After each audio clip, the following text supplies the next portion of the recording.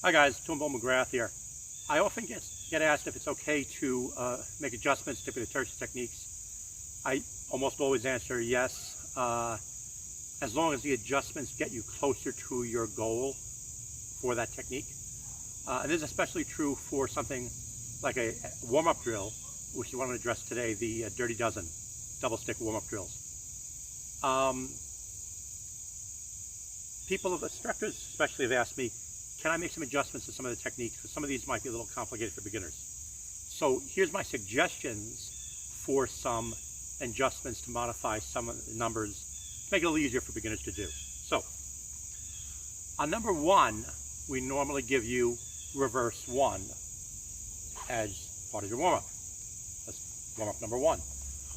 For a beginner, that might be difficult. So a nice trade-off for that for a beginner might be, instead of sidestepping reverse 1, reverse triangle and broken forward 1.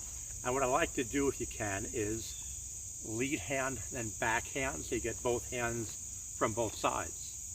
So reverse triangle, lead hand, and then back hand. That's something a beginner should be able to do. Number 3 is another one people have difficulty with. This time you are taking a reverse triangle for everyone, but your first technique I showed was an uppercut on 3, come around on an umbrella.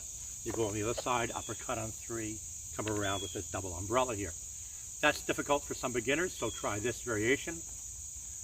Uppercut on 3, come down on 2.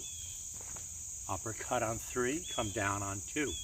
And what I'd like you to try for this is let them uppercut go as far as you can on that 3 with that cutting edge facing up, then turn let's say this is a blade, sword blade, and you'll complete that so that the back cutting edge would touch your left hand sword on the chamber position. And then now your 2 is aligned for a downward cut. So pretty simple, straightforward.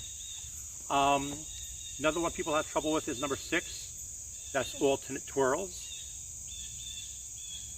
And that's difficult. So try this. Just do symmetrical twirls. The thing I'd like you to remember on these is a lot of people come down too far on this and let their wrist drag, and this can put strain on the wrist, which may cause injury, especially for a beginner. So try just about chambered with your hip, with your shoulders back, and then up. So going down and then up. I'd even like to do it with a bit of a pause at each point, so the beginners can get an idea of where, their stopped area is.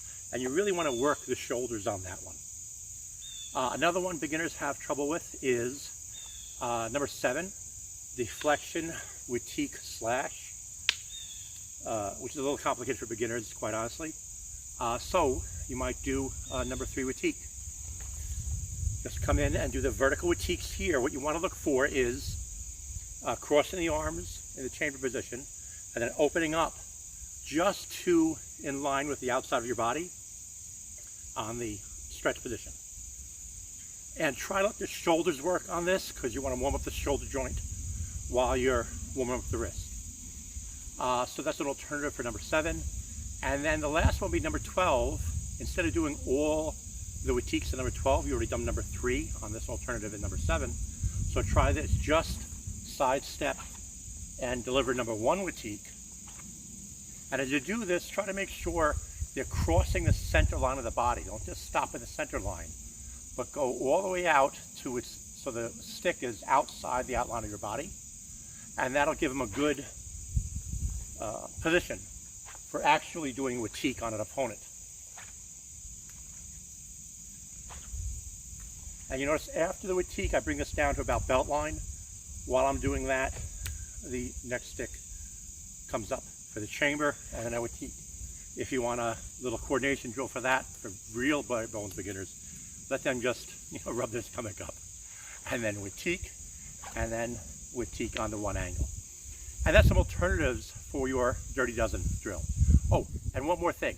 Where the name Dirty Dozen come from? That was from one of two guys' favorite movies in the 60s, I think 64, 68. The Dirty Dozen was a group of soldiers they sent in behind the lines in Germany, and they were kind of expendable. so they're called the Dirty Dozen. That's where the name comes from, guys. Thank you. Bye.